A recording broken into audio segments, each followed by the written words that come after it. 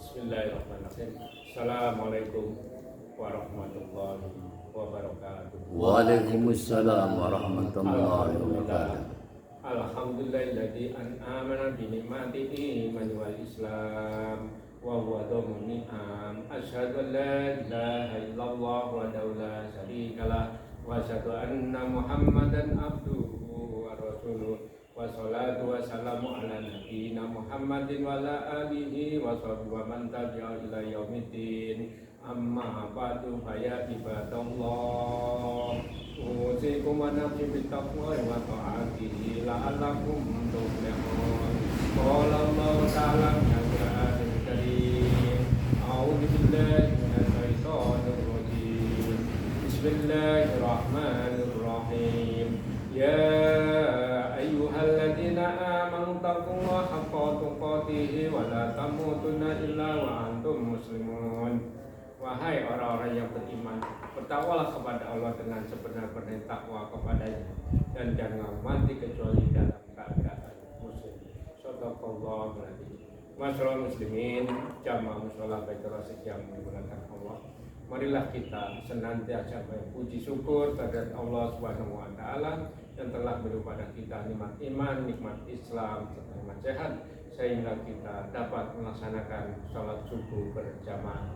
Salat dan salam semoga tercurah pada junjungan kita Nabi besar Muhammad sallallahu alaihi wasallam, para keluarganya, para sahabat, pada umatnya hingga akhir zaman.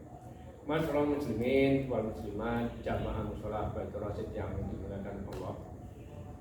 Sebelum mulai kajian kita, mari kita baca surah Al-Fatihah. Mudah-mudahan kajian kita selalu mendapatkan rahmat dan keridhaan dari Allah. Al-Fatihah. A'udzubillahi minasyaitonir rajim. Bismillahirrahmanirrahim. Alhamdulillahirabbil alamin, arrahmanir rahim, maliki yaumiddin. Iyyaka na'budu wa iyyaka nasta'in, ihdinas siratal mustaqim. Shiratal ladzina an'amta 'alaihim ghairil maghdubi 'alaihim waladdallin. Amin. Masyaallah muslimin, jamaah mushola Baitur Rasyid yang dimuliakan Allah. Untuk kajian subuh kali ini kita menyambut datangnya bulan suci Ramadan. Perintah puasa Ramadan itu jatuh pada bulan Sya'ban tahun kedua Hijriah. Allah berfirman, Bismillahirrahmanirrahim.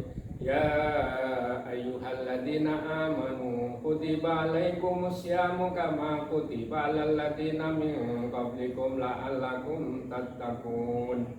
Wahai orang-orang yang beriman, dan diwajibkan kamu berpuasa sebagaimana diwajibkan orang-orang terdahulu agar kamu bertakwa. Kemudian dari ini Rasulullah bersabda,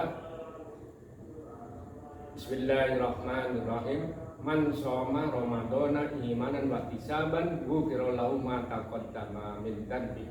Barang siapa yang berpuasa di bulan dengan keimanan maka dan mengharapkan pahala dari Allah, maka dosa-dosa yang lampau diampuni. Nah, maksudnya dosa-dosa yang lampau itu kapan sih? Jadi kita bisa berhitung sendiri. Misalnya jamaah ada yang usianya 30, ya dari mulai akil balik sampai 30. Kemudian jamaah ada yang berusia 40, ya kita bisa menghitung masing-masing. Dari mulai akil balik sampai 40 itu dosa-dosanya akan diampuni. Kemudian firman Allah yang berkenaan dengan puasa, ya ayyuhalladzina amanu, wahai orang-orang yang beriman. Ini sifatnya universal. Orang yang imannya kuat, orang yang imannya standar, orang yang imannya lemah dipanggil dengan kalimat yang sama. Baik orang yang beriman itu jarak dekat, jarak menengah maupun jarak jauh, panggilannya ya ayyuhalladzina amanu. Karena puasa ini adalah kewajiban personal bagi diri kita. Nah, makanya kita datangnya bulan puasa nanti jangan sampai kita sia-siakan, karena di situ penuh ampunan, penuh rahmat, penuh berkah. Semua itu karena Allah desain puasa itu 1 bulan, karena 11 bulan ini kan kita beraktivitas, kita banyak bermaksiat, baik mata kita, telinga kita, anggota tubuh kita itu banyak bermaksiat. Makanya di bulan suci Ramadan itulah saatnya Allah memberi ampunan. Dan ibadah siam ini, ya kan, ini satu paket antara siang dan malam. Karena hadisnya berbeda. Kalau yang malam itu kan man qoma ramadhana imanan wa ihtisaban ghufira lahu ma taqaddama min dzambi. Jadi paket malam itu disebutnya qiyam, ibadah malam, yaitu kapan sih ibadah malam itu kita lakukan? Ya semenjak maghrib itu sudah masuk 1 Ramadan. Nah, makanya sebelum puasa itu kita ibadah qiyam dulu. Nah, qiyam ini jangan sampai kita lalai. Biasanya kita sholat maghrib nggak jamaah, kita berjamaah. Kemudian ada sholat isya. Nah, setelah sholat isya ada sholat rawatib. Nah, ini jangan sampai kita tinggal, karena peningkatan pahala itu berlipat-lipat ganda. Nah, kemudian ibadah taraweh, terus kemudian witir, ada sholat tahajud. Karena qiyam ini dari mulai pada isya sampai istilahnya sahar. Karena Allah berfirman, kanu qalilan minal laili ma yahja wa bil ashari yastaghfirun. Jadi ashar itu menunjukkan waktu. Nah, waktu ini hanya lebih kurang itu setengah jam sebelum subuh. Makanya kita berdasarkan firman Allah ini, kita juga sunatnya kita harus ikuti. Jangan sampai kita itu sahur terlalu malam, karena ashar itu waktu hanya setengah jam.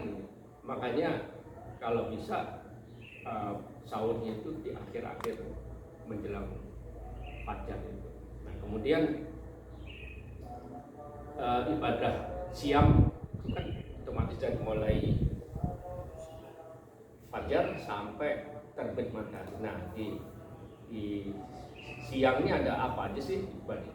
Nah, di antaranya kita sholat subuh. Sebelum sholat subuh kita sholat rawatib 2 rakaat. Itu pahalanya dunia seisinya itu bukan kita mencari dunia yang mendatangi kita. Kalau kita sholat 2 rakaat dari kemarin, betapa dasarnya sholat sunatnya seperti itu, apalagi sholat subuhnya, ya kan? Kemudian setelah sholat subuh ada sholat syuruk, yaitu dimulai dari pada sholat subuh kita boleh zikir, boleh baca Al-Quran, boleh juga kajian seperti ini. Ini termasuk bagian zikrullah, kajian ceramah. Kemudian kita sampai maghrib. Nah, baru ini rangkaian daripada siam itu terpenuhi.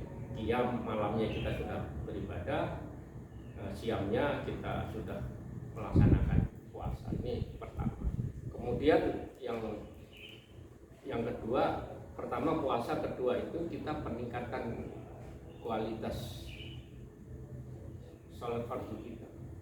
Nah, sholat otomatis kan kita sudah paham ya, yang 5 yang kewajiban 5 itu dari mulai dari mulai subuh, lohor, asar, maghrib, isya kita laksanakan secara berjamaah.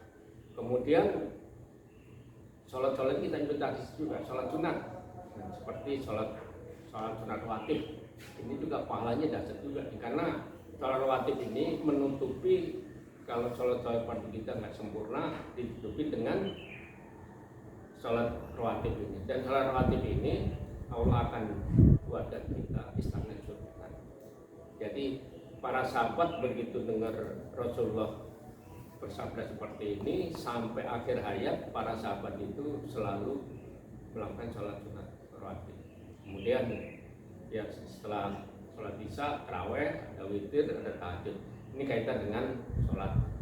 Kemudian ibadah yang nggak perlu, yang harus kita laksanakan juga di bulan puasa itu, kita berinteraksi dengan Al-Quran. Nah, ini salah satu paket Al-Quran. Karena Allah berfirman, inna nahnu nazzalna dzikra wa inna lahu hafidun. Sungguhnya Al-Quran ini aku yang menurunkan, aku yang menjaga, dan aku yang merawat. Dan Allah berfirman di surat yang lain, wa laqad yassarna Qur'ana lidzikri fahal min mudzakir. Jadi Al-Quran ini diberi kemudahan bagi orang yang mengambil pelajaran. Jadi memang jaminan dari Allah untuk dimudahkan itu dari surat Al-Mudzakkir ayat 17 sampai diulang-ulang ayat 17, ayat 22, ayat 32, ayat 40. Ini semuanya walaupun jasana Quran al-Dzikri wa al-Mudzakkir. Jadi kita interaksi dengan Al-Quran juga bagian daripada peningkatan kualitas takwa kita kepada Allah. Karena dari bacaan Al-Quran ini Rasulullah bersabda, man harfan min kitabillahi falahu bihi hasanah wal hasanata bi abdi amsaliyah la aqulu alif lam mim harfun wa lam harfun wa mimun harfun. Rasulullah bersabda, bacalah satu huruf Al-Quran akan mendapatkan 10 kebaikan. Alif satu huruf, lam satu huruf, mim satu huruf. Jadi alif lam mim sudah 3 huruf, sudah 30 baik. Ini di hari biasa. Satu hurufnya 10. Di Ramadan kalikan 10. Karena dalilnya ada di surat Al-An'am ayat 160. Man ja'a bil hasanati falau asyru amsalihha. Jadi setiap kebaikan Allah gandakan 10 kali. Jadi satu huruf dari biasa tadi 10, di bulan Ramadan digandakan 10 kali. Jadi satu hurufnya 100 kali. Bayangkan saja. Nah, kita kalau kita lakukan setiap pada salawat, misalnya kita investasikan waktu lah 10 menit untuk baca Al-Quran, itu insya Allah dalam satu bulan itu bisa khatam Quran. Nah, berapa juta huruf di situ, berapa juta kebaikan yang ada. Karena kita usia kita tidak tahu, makanya datang Ramadan itu harus kita manfaatkan. Karena Allah berfirman nih, wali kulli umatin ajal fa idza ja'alu la yastaqiru wa la tastaqdimun. Setiap umat mempunyai batas waktu. Apabila ajalnya tiba, tidak dapat minta penundaan maupun percepatan sedikit pun. Makanya dari firman Allah ini kita kan dengan Ramadan, jangan sampai misalnya kita sudah datang Ramadan malam ini, jangan disia-siakan, belum tentu kita bisa ada umur kalau berdasarkan firman Allah ini. Makanya kita harus bersegeralah kita interaksi. Kemudian yang keempat, kaitan dengan zakat. Zakat ini interaksi sosial, cuman yang berkenaan dengan harta. Jadi memang ini Allah berfirman, waqim sholata wa atu zakat. Surat Al-Baqarah ayat 43. Makanya pertama di bulan suci Ramadan itu agenda Rasulullah itu pertama puasa Ramadan. Yang kedua peningkatan sholat. Jadi dari tadinya kita cara melakukan sholat sunnah kita lakukan. Yang ketiga kita interaksi dengan Al-Quran. Dan yang keempat kita zakat. Jadi ini zakat ini yang dimaksud interaksi sosial. Jadi kalau yang puasa itu termasuk ibadah personal, puasa, baca sholat, baca Al-Quran ini kan personal kita, kewajiban pribadi. Tapi kalau zakat ini ada istilahnya kewajiban interaksi sosial. Jadi karena kita mengeluarkan zakat kan ada yang berhak menerima. Jadi disinilah empat inilah agenda Rasulullah yang dipesankan kepada para sahabatnya. Karena kenapa perintah puasa itu di bulan Syaban? Karena Rasulullah itu bisa bersosialisasi kepada sahabat-sahabatnya. Kemudian latihan puasa dulu. Karena kan satu bulan itu bukan waktu yang sebentar, makanya dilatih. Nah, inilah mudah-mudahan tausiah kali ini ada manfaatnya. Allahumma bihamdika astaghfiruka wa atubu ilaik. Assalamualaikum warahmatullahi wabarakatuh. Waalaikumsalam warahmatullahi wabarakatuh.